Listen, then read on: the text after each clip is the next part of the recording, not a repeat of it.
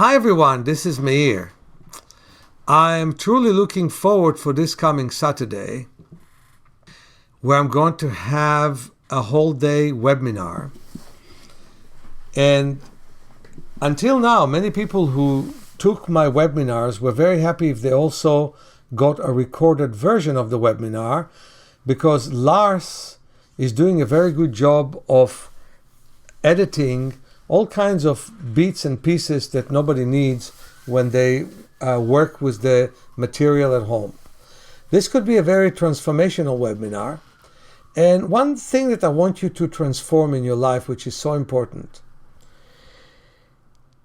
People are always said when a certain function that they had is not there anymore. For example, if somebody no longer can sit lotus, which is that the legs are crossing each other, when somebody can no longer sit between their legs, when somebody no longer can lift the exact weights that they could lift, when he cannot run or she cannot run with the exact speed that they used to run. And this is something that I want to say. Our climb on the Everest isn't simply getting achievements, but always accepting the body the way it is, not feeling like we're departing from something very important, but improving it wherever we can improve it. It's a form of psychological treatment of the body.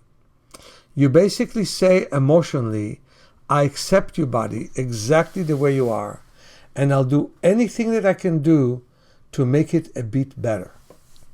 And as they said in the Orient, 1,000 miles start with the first step.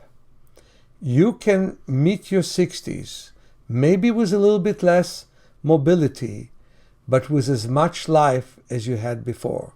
No, you won't look exactly the way you looked in your 20s, but you can still move forwards. And you can get to your 80s happy and mobile. And even if you had arthritis and lost a little bit of movement here or there, you make sure that your movement can be as good as it can possibly be.